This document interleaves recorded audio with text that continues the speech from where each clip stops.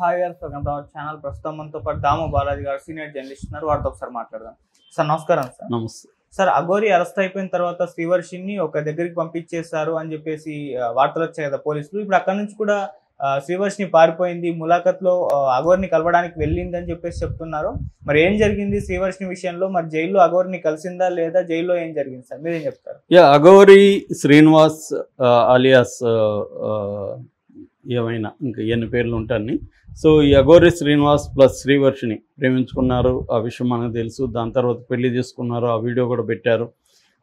వాళ్ళిద్దరు వీడియోలు చూసిన తర్వాత they are very much emotionally involved with each other అనేది మనకు అర్థమవుతుంది. చాలా ఎమోషనల్గా, అంటే ఫిజికల్గా ఇతను మగవాడు కాదు కదా, అమ్మాయితో ఎలా కాపురం చేస్తాడు, పైగా ఇతను ట్రాన్స్జెండర్, ఇవన్నీ బయట వాళ్ళు మాట్లాడుకోవచ్చు. కానీ ఓన్లీ రిలేషన్షిప్ అనేది ఓన్లీ ఫిజికల్గానే ఉండదు. ఫిజికల్గా కూడా స్త్రీలు పెళ్లి చేసుకొని జీవిస్తున్నారు, మగవాళ్ళు చేసుకొని జీవిస్తున్నారు, పెళ్లి చేసుకొని జీవిస్తున్నారు. అలాగా ట్రాన్స్జెండర్ ఒక మగవాళ్ళని చేసుకున్న సంఘటన కూడా ఆ మధ్య తెలంగాణలో చూసాము. ఆ తర్వాత వాళ్ళిద్దరు కూడా ఇలాగే ఎమోషనల్ బాండ్ అవన్నీ కూడా వీడియోలు అంతా వచ్చాయి. ఆ తర్వాత వాళ్ళిద్దరు కొట్టుకొని విడిపోయినారు కూడా. సో జనరల్గా లవ్ అంటేనే ఒక ఎమోషనల్ బాండ్ అనేది ఎక్కువ మందిలో ఉంటుంది. దాన్నే ప్రేమ కానీ ఇంకోటి కానీ మాట్లాడతారు.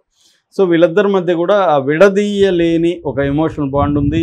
విడదీయడానికి వీళ్ళ అమ్మ నాన్న వాళ్ళ బ్రదర్స్ ఇద్దరు ట్రై చేశారు. గుజరాత్లో సౌరాష్ట్ర నుంచి తీసుకొచ్చేశారు. అయినప్పటికీ కూడా అమ్మాయి అక్కడి నుంచి పారిపోయి మళ్ళీ ఇతని దగ్గరికి వెళ్ళిపోయింది, అఘోరి శ్రీనివాస్ దగ్గరికి. సో ఆ తర్వాత కూడా అమ్మాయి పదే చెప్పింది, నేను నా జీవితాంతం అఘోరితోనే ఉంటాను, అఘోరితోనే బెడ్లు గంటాను, అఘోరి ఎక్కడుంటే అక్కడే ఉంటాను, నేను రాను, నేను అఘోరిని వదిలిపెట్టను అనేది చాలాసార్లు ఆమె కేటగారికల్గా క్లియర్గా అమ్మాయి చెప్పింది. సో చాలామంది అడిగారు కూడా యాంకర్స్, ప్రేమించుకున్న వాళ్ళు చాలామంది ఇలాగే మాట్లాడతారు, తర్వాత విడిపోతారంటే నేనైతే విడిపోను, నేను జీవితాంతం ఉంటానని ఆమె చెప్పింది. అట్లాగే అఘోరి కూడా నేను జీవితాంతం మిమ్మల్ని వదిలిపెట్టను, మేమిద్దరం కలిసి ఉంటాము, మేమిద్దరం ఇక్కడికి ఇంక మీదట రాము, ఎందుకంటే మా ఇద్దరికి యాంటీగా మీడియా విపరీతంగా ప్రచారం చేస్తుంది. ఒక పక్క ఫాల్స్ కేసులు పెట్టారు కాబట్టి మేము ఆంధ్ర రాష్ట్రాలకి, తెలుగు రాష్ట్రాలకి రాము, మేము నార్త్లోనే కేదార్నాథ్లో ఒక సైట్ కొంటున్నాము, అక్కడే సెటిల్ అవుతాం అనేది వాళ్ళు చెప్పారు. కానీ కేసు సీరియస్ కేసు ఉంది, చీటింగ్ చేసి 10 లక్షలు డబ్బులు తీసుకొని తర్వాత బ్లాక్మెయిల్ చేస్తున్నారని ఒక మహిళా ప్రొడ్యూసరు ముకిల్లా పోలీస్ స్టేషన్లో కేసు పెట్టడం వల్ల ముకిల్లా పోలీసులు సీరియస్గా తీసుకొని అఘోరిని మధ్యప్రదేశ్ అండ్ ఉత్తరప్రదేశ్ బార్డర్లో నుంచి అఘోరితో ఉన్న శ్రీవర్షిని తీసుకొచ్చారు. వాళ్ళ కారుతో పాటు వాళ్ళని తీసుకొచ్చారు, I-20 కారు. ఆ తర్వాత చేవెళ్ళ కోర్టులో పెట్టారు. చేవెళ్ళ కోర్టులో కోర్టు 14 days విధించింది.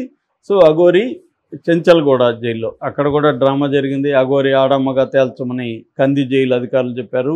ఆ తర్వాత హాస్పిటల్కి తీసుకెళ్ళినప్పుడు అఘోరి ట్రాన్స్జెండరు 2 సార్లు మగవాడుగా ఉన్న అఘోరి శ్రీనివాసు అమ్మాయిగా మారడానికి 2 సార్లు సర్జరీస్, సెక్స్ మార్పిడి సర్జరీ, లింగ మార్పిడి సర్జరీస్ 2 సార్లు చేసుకున్నాడు అనేది సర్టిఫికేట్ ఇచ్చారు. సో ఫిమేల్గానే గుర్తించాలి, అంటే ట్రాన్స్జెండర్ ఉమెన్గా గుర్తించాలి, ట్రాన్స్ ఉమెన్గా గుర్తించాలి అనేది హాస్పిటల్ అధికారులు ఇచ్చారు. కాబట్టి చెంచల్గూడ జైల్లో మహిళా బ్యారక్లో ఒక సపరేట్ సెల్లో అఘోరిని ఉంచారు.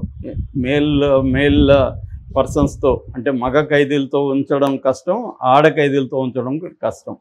అంటే టెక్నికల్గా అఘోరి ట్రాన్స్ ఉమెన్ అయినప్పటికీ మనకు అర్థమవుతుండేది ఏమంటే అఘోరి మగవాడి ఫీలింగ్సే ఉన్నాయి. అందుకని ఫస్ట్లో రాధిక అనే ఒక అమ్మాయిని లవ్ చేసి పెళ్లి చేసుకున్నాడు, ఆ తర్వాత ఈ అమ్మాయిని చేసుకున్నాడు. వాళ్ళిద్దరి వ్యవహారం చూస్తే కూడా అఘోరికి మేల్ ఫీలింగ్సే ఉన్నట్టు మనకు అర్థమవుతుంది. ఈవెన్ శ్రీవర్షిని పేరెంట్స్ కానీ బ్రదర్స్ కూడా అదే చెప్పారు, అఘోరి మగవాడి ఫీలింగ్సే ఉన్నాయి అని.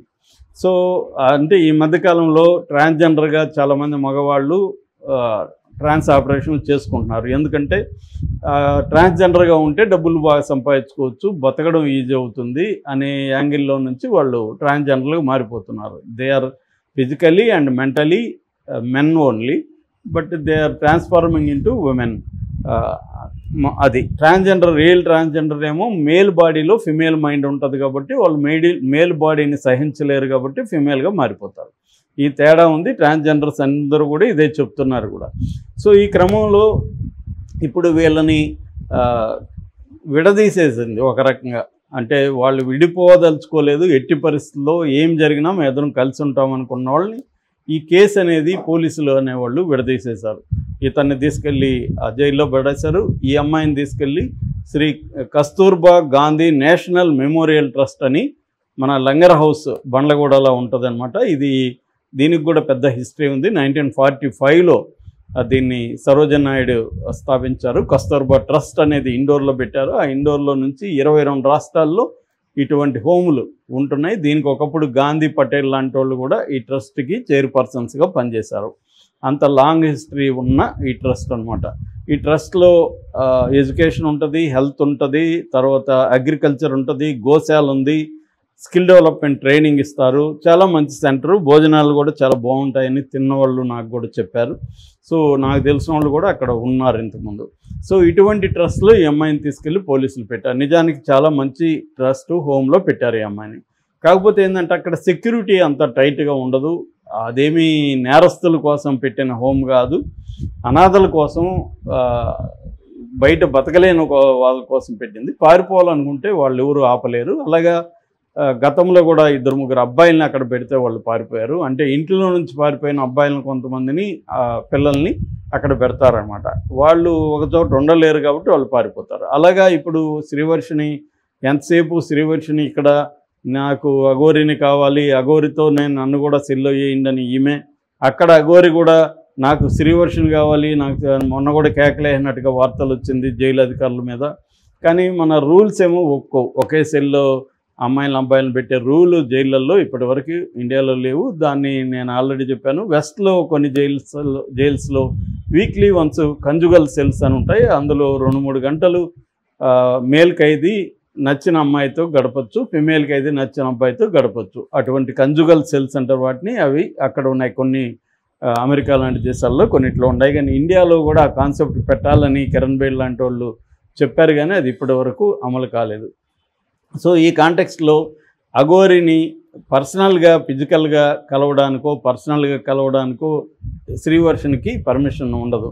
ములాఖత్తులో పై కలవచ్చు. వారానికి 2 సార్లు 15 మినిట్స్ పైన ములాఖత్తు ఉంటుంది ఏ ఖైదీకైనా, అలా కలవచ్చు. సో ఈ అమ్మాయిని అఘోరి కాంటాక్ట్ చేశాడు, నువ్వు రా నా దగ్గరికి అని పిలిచాడని చెప్తున్నారు. ఎందుకంటే అఘోరి మామూలుగా జైళ్ళల్లో ఖైదీలకి ఇప్పుడు సెంట్రల్ జైళ్ళల్లో వారానికి 10 నిమిషాల వరకు ల్యాండ్లైన్ నుంచి మాట్లాడుకోవచ్చు. అది ఫ్రీగానే ఉంటుంది. అది కాకుండా మనం కొంత డబ్బులకు కానీ వార్డర్లకు కానీ డబ్బులు ఇస్తే వాళ్ళు సెల్ ఫోన్లు కూడా మనకి ఇస్తారు. సెల్ ఫోన్లో నుంచి కూడా కాల్స్ చేసుకోవచ్చు. సో ఈ ఫెసిలిటీస్ ఉన్నాయన్నమాట. మన కరోనా టైంలో అయితే సెల్ ఫోన్లో నుంచి వీడియో కాల్స్ చేసుకునే సౌకర్యం కూడా అఫీషియల్గానే పెట్టారనమాట. సో ఇప్పుడైతే కరోనా లేదు కాబట్టి ల్యాండ్లైన్లో నుంచి 10 నిమిషాల వరకు పర్ వీక్ మాట్లాడుకోవచ్చు. సో ఇలాగా అఘోరి అక్కడి నుంచి ఫోన్ చేసిందని చెప్తున్నారు. సో దాంతో ఈ అమ్మాయి ఆ హోమ్ నుంచి పారిపోయి ములాఖత్తులో కలిసిందని, ఇద్దరు కలిసి ఏడ్చుకున్నారని చెప్తున్నారు. ఈ అమ్మాయి ముఖ్యంగా బాగా ఏడ్చిందని, నేను అక్కడ ఉండలేకపోతున్నాను హోమ్లో, నేను ఎక్కడికే వచ్చేస్తాను, నేను కూడా జైలుకి వచ్చేస్తాను అంటుంది. అఘోరి నేను కూడా అదే అడుగుతున్నా కానీ వీళ్ళు ఒప్పుకోవట్లేదని అఘోరి చెప్తున్నారు. ఏదేమైనా అక్కడ ఒక హై ఎమోషనల్ డ్రామా నడిచింది ఇద్దరి మధ్య అనేది చెప్తున్నారు. సో ఈ క్రమంలో అఘోరికి బెయిల్ కోసం కూడా ఒక మాజీ మంత్రి ఇప్పుడు మంత్రి భార్య ట్రై చేస్తుందని ఒక వార్త వచ్చింది. మనం కూడా చెప్పుకున్నాం. అయితే నిన్న బెయిల్ పిటిషన్ కోర్టులో వేసినట్టుగా చెప్తున్నారు. రవి అనే ఒక అడ్వకేటు, ఆయన లీగల్ ఎయిడ్ కౌన్సిల్గా కోర్టే పెట్టింది. ఎందుకంటే ఈ అఘోరి శ్రీనివాస్ నాకు స్తోమత లేదు లాయర్ని పెట్టుకునేదానికి అని కోర్టులో చెప్తే మ్యాజిస్ట్రేటు ఈ రవిని కౌన్సిల్గా నియమించింది. రవి నిన్న వేశారని చెప్తున్నారు. అది మండేకి వచ్చే అవకాశం ఉంది విచారణకి. సో మండే ఇతనికి బెయిల్ వస్తుందా రాదా అనేది మనకు తెలుస్తుంది. అంటే రవి ఏమో అతనికి బెయిల్ రాదని అతనే చెప్తున్నాడు మీడియాతో. పైగా అతనికి ఇంట్రెస్ట్ లేదు, ఇతను తప్పు చేశాడని అతను నమ్ముతున్నట్టుగా మీడియాతో మాట్లాడుతున్నాడు. డిఫెన్స్ లాయర్ అనేవాళ్ళు తప్పు చేశారా లేదా అనేది వాళ్ళకి అనవసరం. డిఫెన్స్ లాయర్ అంటే అర్థం ఏంటంటే డిఫెండ్ చేయాలి. వాళ్ళు తప్పు చేసినా ఒప్పు చేసినా క్లయింట్ని డిఫెండ్ చేయడమే డిఫెన్స్ లాయర్. వాళ్ళు తప్పులు చేశారా లేదా అనేది ఇతనికి సంబంధం లేదు. తప్పు చేయలేదని నిరూపించాలి. ఇతను నమ్మితే కూడా, తప్పు చేశాడని ఇతను నమ్మితే కూడా తప్పు చేయలేదని నిరూపించాల్సిన బాధ్యత డిఫెన్స్ లాయర్ మీద ఉంటుంది. కానీ ఇతను డబ్బులు లేని డిఫెన్స్ లాయరు, అంటే గవర్నమెంట్ దగ్గర డబ్బులు తీసుకొని చేసే డిఫెన్స్ లాయరు. అయినప్పటికీ కూడా ఆయన అలా మాట్లాడడం కొంత విచిత్రంగా అనిపించింది. అందువల్ల బెయిల్ వస్తుందా రాదా అనేది కొంత డౌట్ఫుల్ ఉంది. కాకపోతే పొలిటీషియన్స్ కానీ బ్యాకప్ నిజంగా ఉంటే అఘోరికి బెయిల్ ఖచ్చితంగా వస్తుంది. ఇక్కడ అఘోరికి నిజంగా బ్యాకప్ ఉందా, పొలిటికల్ సపోర్ట్ ఉందా, మంత్రి భార్య అఘోరి కోసం పనిచేస్తుందా, ఇవన్నీ తెలుస్తుంది. ఎందుకంటే మొన్న మహిళా కమిషన్ చైర్పర్సన్ నేరళ్ళ శారద కూడా వెళ్ళి అక్కడ కలిసి వచ్చింది. అది కూడా అందరికీ డౌట్ వచ్చింది, ఎందుకు కలిసింది ఈ టైంలో అని. ఆమెమో నేను మహిళా ఖైదీల పరిస్థితుల్లో చూడడానికి వెళ్ళానని చెప్తుంది. ఏదేమైనా ఈ నేపథ్యంలో ఈ అమ్మాయి అయితే తీవ్రంగా బాధపడుతుంది, ఏడుస్తుంది.